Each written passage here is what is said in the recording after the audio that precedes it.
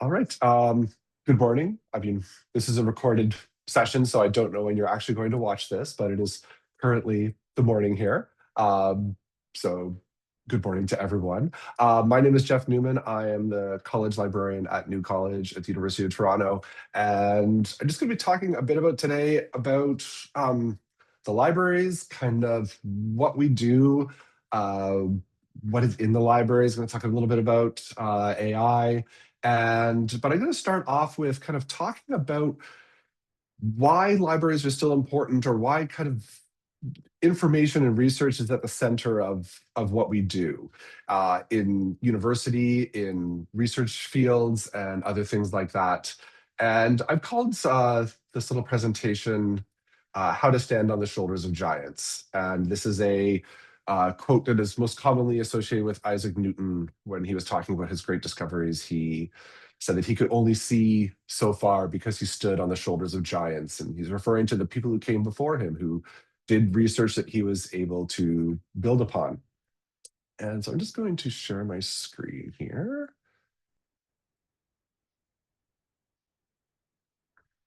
All right.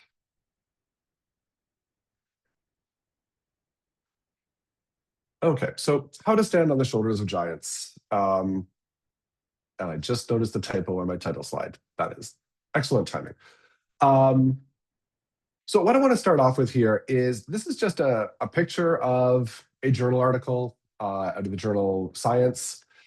And what I wanted to show here is this idea that these researchers, they went out and they performed an experiment, they found some information, they wrote up their paper, but right from the very beginning, they're telling a story about the topic they're investigating. They're telling the story of what do people already know. They're telling the story of how did people get there? What techniques did they use to learn about this topic? And you can see right from the first sentence of the paper, they are citing other people's works, very much grounding what they're talking about in verifiable claims, where if I have a question about anything that they've said here, I can go to this footnote, find out what that book, paper, website, documentary, whatever they're referring to, I can find out what that was. And this is very different from a lot of the reading that we do, whether you're kind of doom scrolling through Reddit, or you're reading a news website, or a novel. Those are very narrative. They go through a story arc, and they're meant to engage you. The way that we write in university and in research programs and academia, and really so many of the fields that people want to go into, lawyers write this way, engineers write this way, doctors write this way. It's just a part of showing your expertise in a field. And so they're telling this story by building connections to the work that other people have done before. Again, kind of this idea of standing on the shoulders of giants. And this is a practice that goes all the way through the paper. You can see a little further down in the paper, we're talking about, this is a paper where they are looking at CTE, and they are making claims about the prevalence of a protein in CTE, and they are citing just very small statements that they're making. They're going back and saying, if you need more research on this, here's where you can find this. We're just kind of taking this and trying to build onto it. And it's not just the sciences that do this. If we look at, and here is, sorry, the bibliography. And this is just one page of what I believe is a 3-page bibliography. And you can see just the number of papers that they're bringing in, and all of the other people's research that they've kind of maybe not fully read, but skimmed enough that they were able to get something out of it to learn to tell a story of how this topic has evolved, and to be able to clarify what their contribution is. That's one of the most important things in our writing is, why is my piece of writing new or important or interesting, or how does it take a different approach? And that's something you want to be able to articulate at some point in your academic career is, I've got a lot of expertise of my own. I've learned a lot of things along the way. How can I put those together to tell an interesting research story? And so this is paper in the social sciences. Actually, it's a book chapter. I cheated a little. But you can see that this author is, again, very early in the paper, situating their work about linguistics and justice within the works that other people have made. And this opening paragraph is just very simply identifying all the other things that people have said about the way that the English language, as it has evolved, has very much got racialized context to it and carries kind of aspects of colonialism with it. And they're going through and putting these arguments together, showing what other people have built this knowledge about kind of racism and language practices. And they are going to tell this background story before they get into what they want to talk about themselves. And then all through their paper, you're going to see that they cite more and more as they go. And then at the end of the paper, again, they have these references. And so what these papers really are what we call a scholarly conversation. The author is bringing voices and research and methods and techniques and arguments and evidence from the past and bringing them up to now and talking about them and trying to engage with them, sometimes superficially, sometimes deeply, but showing that they're a part of a community. These aren't just citations that help them prove something. It shows that they have a knowledge of what's going on in the field, and they have some expertise, and they have a way of thinking about the field that is grounded in what other people have learned along the way, so that they, again, are building up on that pile of knowledge.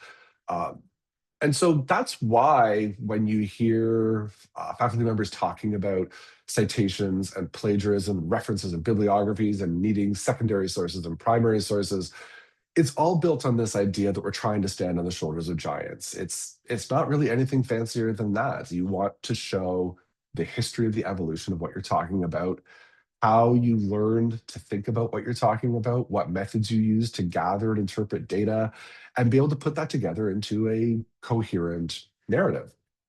And the piece of that where the libraries come in is that libraries and librarians are really good at collecting stuff. I mean, that's what we've done for hundreds of years. We find all of the information that is useful or relevant or might be relevant to a discipline, and we kind of, when it was books, we put it all in one place and made it easy to access. On the internet, we've helped either purchase or develop or build frameworks that make it easy for people or easier for people to search massive troves of information to try to find things that will be useful for the kind of investigation that they want to get into.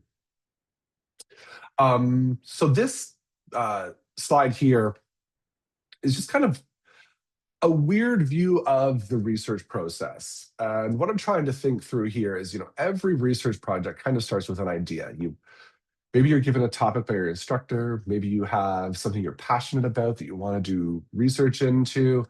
And there's this kind of cyclical process of getting your idea, doing background research to learn a bit more about your topic. Maybe you need some more background information on it. Maybe you need to understand what people mean when they use certain terms. How does something that you're familiar with from your culture at home, how does that work in a situation or a place or a culture that you happen to find yourself living in at this point in your life? And you have that idea, you get to the research, and then you get through a period of reflection where you kind of try to integrate that. Like, how does this change what I know? How does this change what I think I'm researching? Are my initial assumptions correct? Is there something new I need to think about? Which brings you back through this cycle of idea, doing more research, doing more reflection, getting a new idea, background research, reflection, and it's kind of this cyclical process that eventually you will come to a point. It's like, here is the question that I want to answer. Within the course that I'm working on, within the research project, within the degree that I'm doing, I've settled on this thing that is really important to me. I'm super curious about it. I need to know why this happens, or what the effect of this is, or how this change in policy could affect people in my community, whatever it happens to be.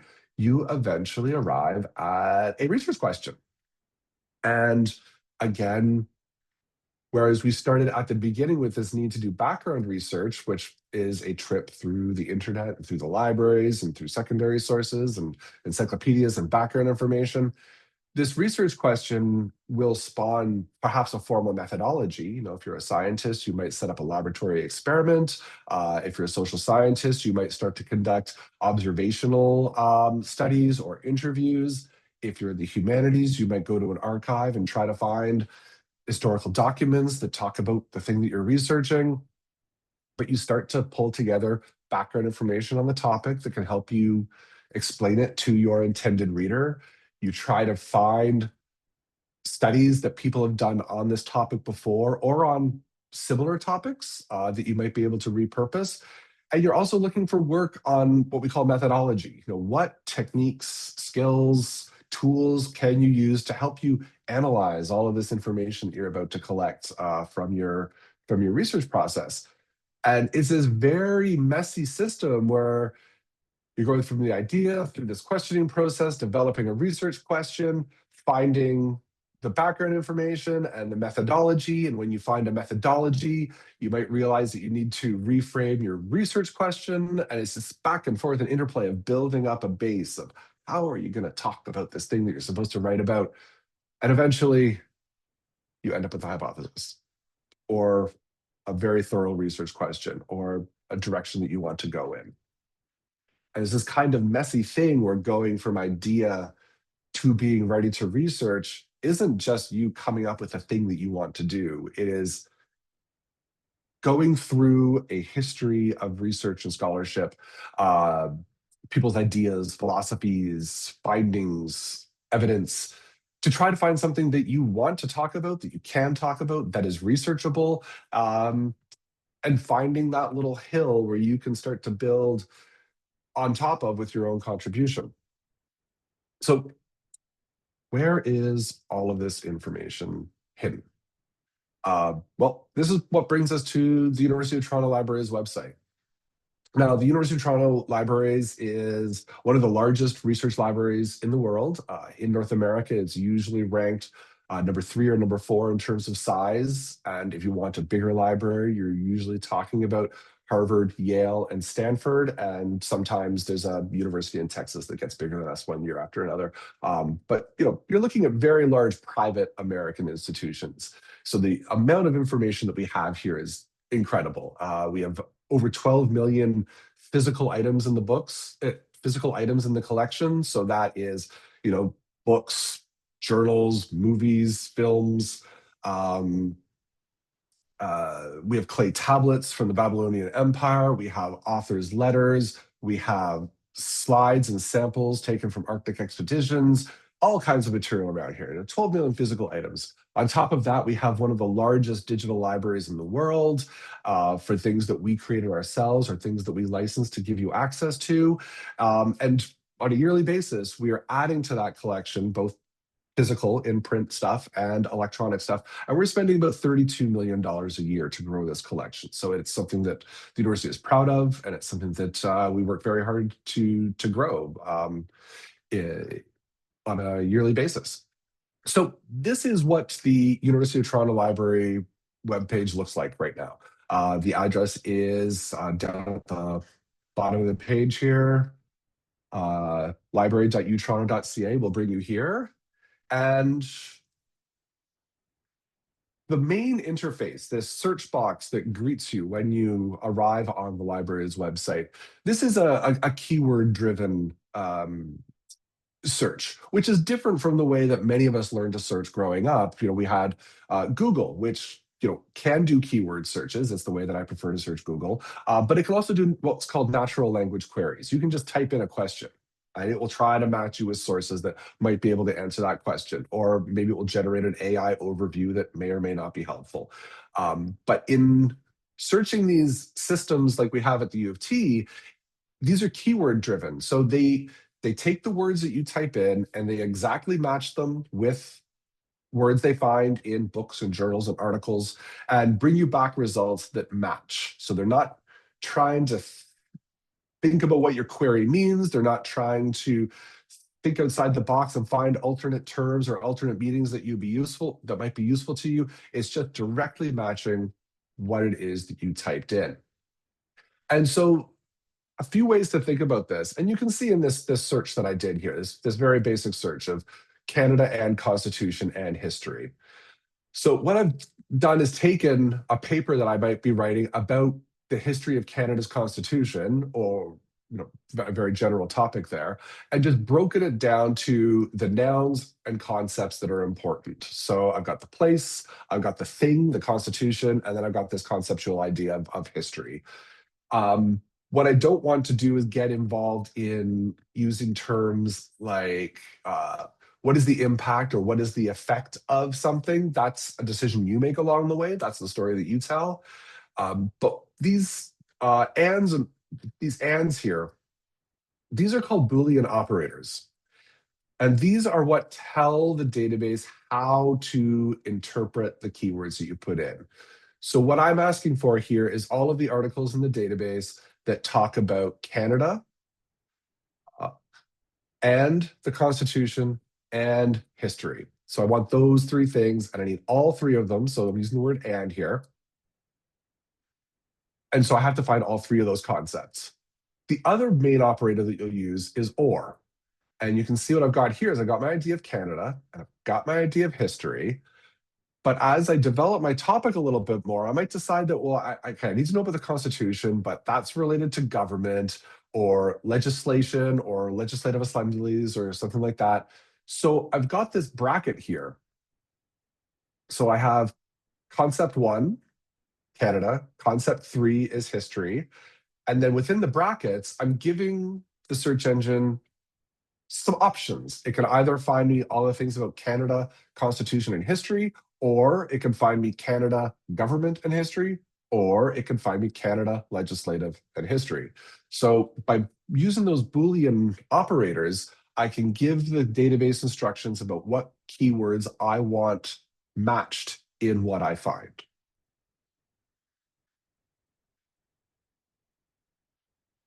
And so I'm just going to go and show you what that looks like. So if we do Canada and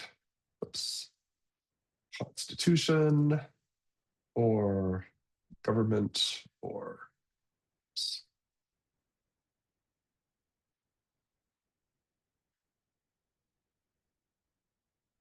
I'm going to click a little magnifying glass here to search.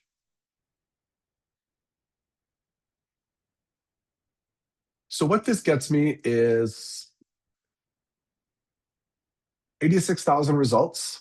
And these results are sorted by relevance. So what the database is saying is that this book at the top had the most of your terms up in the title of the book, and we've deemed that to be the most relevant, whereas books further down might only have my terms in the abstract or the subject keywords of the book, which is deemed to be less relevant. But I can change that. I can say that I only want to see the newest books. And this will give me this one's a bit confusing because this is a reprint, but here are the newest books that we have that match my topics, came out in 2016 and 2017. Or I can see it's sorted by title and get an alphabetical order list of things. What I can do from here is start to filter things down. So by clicking on this all filters toggle, it will expand a little panel that will allow me some things to focus my search. So I can say that I only want things that are available online, and I only want to see books and book chapters on this topic.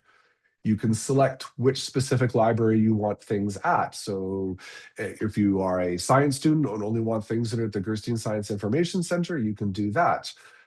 You can set publication dates. If it was only important to me to understand my topic before 1982, when Canada got a new constitution, I could set 1982 as the upper limit of my dates.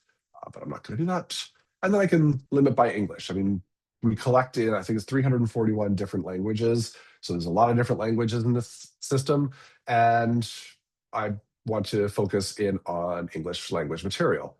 And once I've done that, I just click on, Zoom is blocking my access. click on apply filters, and so that cuts me down to 23,000 books on this topic. And so I can use these filters, or I can revise my Boolean by adding in more terms. Uh, maybe there was something about sovereignty that I want to explore. So I can narrow down by either adding more terms or by using the filters. And then when I find something that I want to read, I filtered to online, so there won't be any physical books here, but I just click on available online. It will open what we call the full record and show me the places where we have a subscription to get access to this book. And then if I'm off campus, it will ask me for my UTOR ID.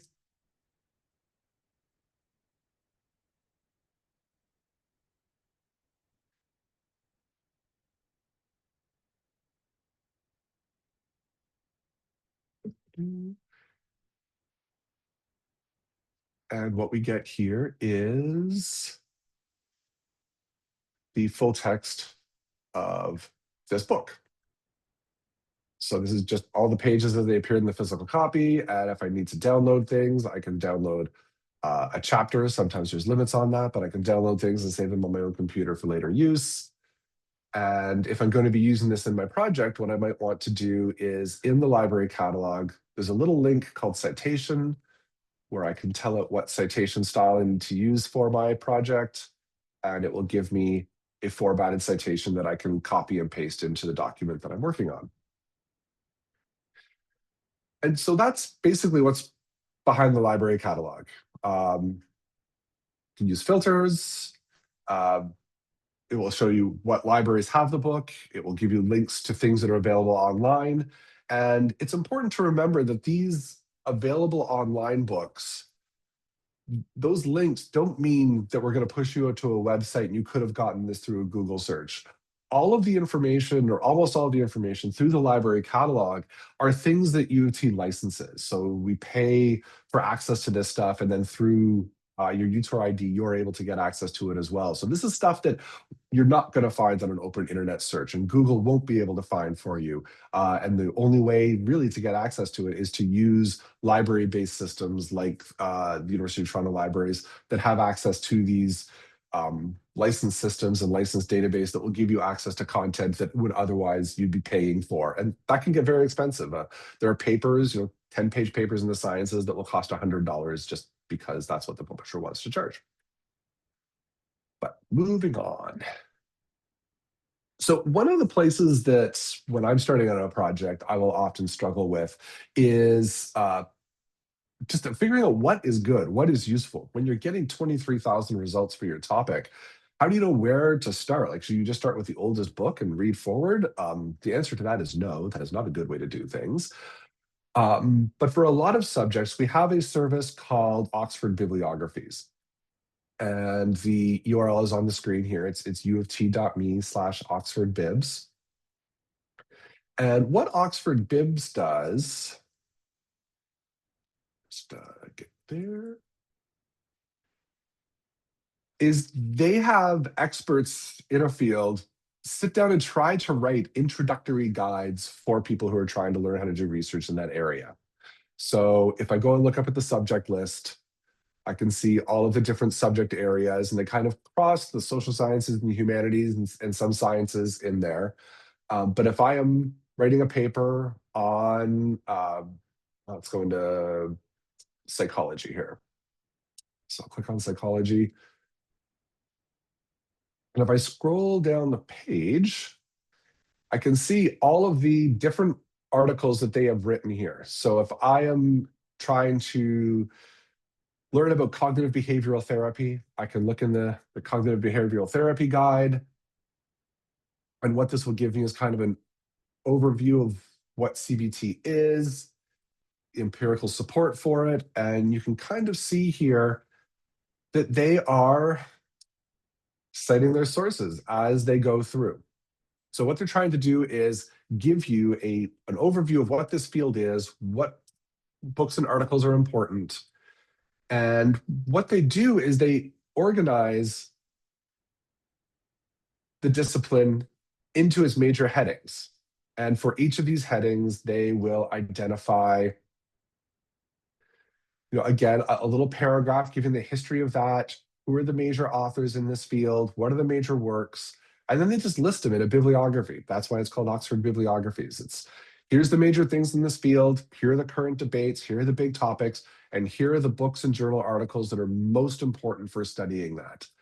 And what makes these nice is you can just click on Find This Resource, click on Get It UTL. It will push you back through the University of Toronto Library's website and tell you that U of T has this book in print, not online, unfortunately. But for example, there is a copy at Robarts Library. There's a copy in course reserves at the Gerstein Science Information Center. And all that you would do is take the call numbers, go to that library, find the book, and then you can check it out and bring it home with you using your T card. So I find Oxford Bibliographies to be a really good way to kind of get oriented. And I click through going by subject and then picking a topic. You can also just type in the search bar that you are interested in constitutional law.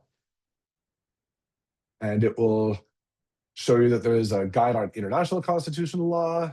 There's a guide specifically on Asia. There's some philosophical material about the history of constitutions and where they come from and what they mean and major people. And so this one can give you jumping off points to help you find a way into a topic that you might feel unfamiliar with. But of course, it is 2025, and we now have AI powered by large language models that can help us do a lot of things. So at the University of Toronto, there's a lot of kind of gray area about privacy, copyright, when to use them, when not to use them, what is plagiarism, what's not plagiarism. There is guideline advice for all those things. And the first thing I would encourage you to do is just ask your instructor, what is their policy on using AI? How are they thinking about it? Not all AI is bad. But the one that U of T uses the most, because we have a license for it, is Copilot, which we get through Microsoft 365. I'm just going to open up.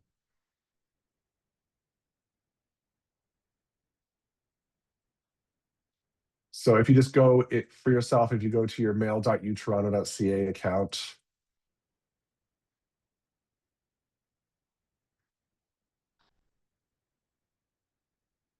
mail.utoronto.ca.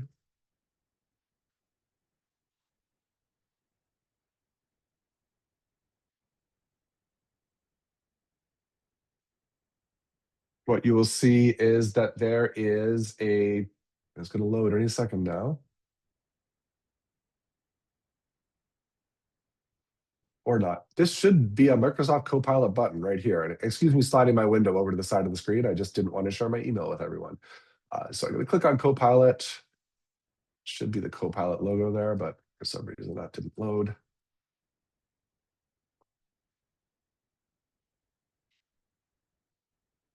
And so Copilot will allow you to kind of have a conversation about your topic. But we don't want Copilot to be doing our work for us. We want Copilot to be helping us do our work because we want to stay engaged. We want to learn. We want to develop from novices into experts on the topic. So try using try engaging with chatbots and things like that, asking for help along the way. So if I said, to write a paper,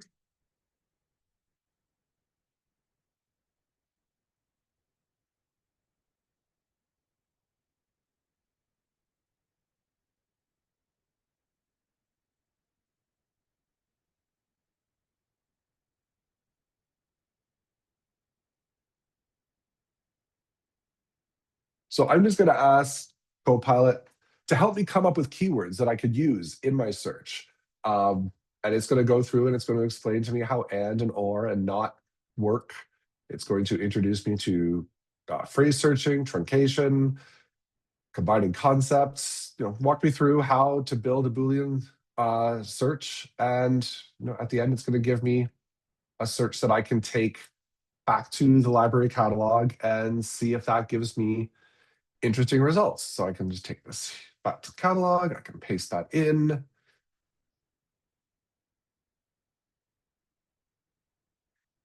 And that's found 234 items that may or may not be useful to me. So I can have this conversation with Copilot to help it help, to get help generating my search terms. I can also have it identify major concepts for me.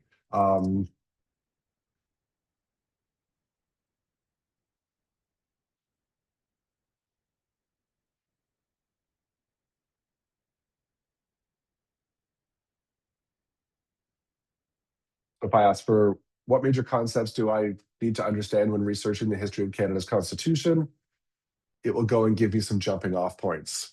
And these aren't things that it's not writing the paper for me, it's just giving me ideas. One other tool, one other place that you can use this is, if you came to Canada, you came here to go to school, or your family moved here at some point during your life, and you were raised in a different culture with a different system of government or a different political history, you can just ask Copilot. Say, I was born in this country. What assumptions or what background information do I need to know about Canada's Constitution or Canadian politics to help me better understand this topic? And it will give you some of the weird, idiosyncratic pieces of Canadian history that Canadians might take for granted that you will need to understand to fully engage with this topic. So you can say, I'm an outsider in this topic. What do I need to know to get started? And it can start to generate things for you to get you up and running that way. So that's a way that you can use Copilot. Another tool that you can play with is something called Undermined. So it's Undermined, but there's no E between the D here. It's undermind.ai. And Undermined has a very different approach. So this one is built for research. It's built for scholars. You can get a free account. You do just have to register for it. And so I should be logged in here.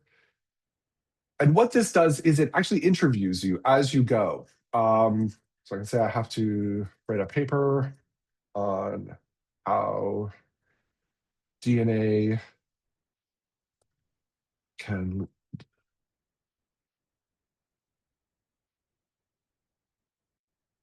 Okay, that's it.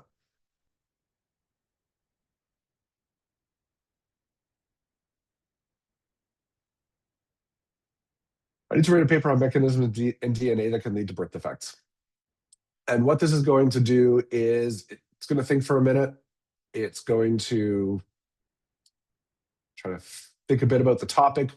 And in this case, is not using information scraped off of the whole web the way that Copilot does. This is very intentionally only searching academic scholarly information that it got off of a database called Semantic Scholar. So these responses are coming from research-based a research-based angle. And so what it's done is identified some stuff, and it's identified different ways forward. And at this point, I can just ask, okay,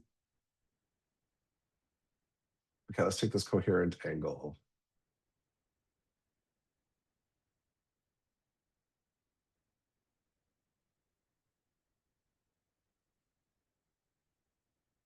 It's going to run off and start to think.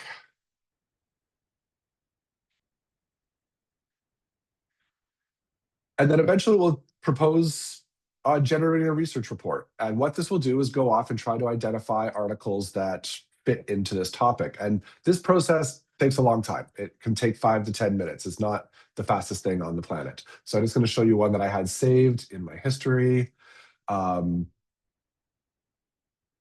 So this is about the effectiveness evaluations of non-pharmaceutical policy interventions for communicable disease outbreaks.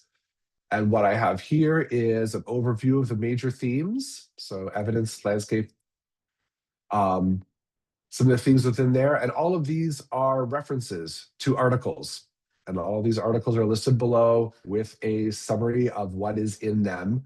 And the idea is this is helping you search, and it's helping you get an understanding of the field and the domain of your topic, but it's not writing the paper for you. You still have to go read these articles, figure out how they can be valuable to your topic, how they answer your question, where they fit into your writing. But Undermined does focus very much on taking research, trying to make it understandable, and trying to reveal connections in the literature that might be very hard to for a novice to really find from the outset.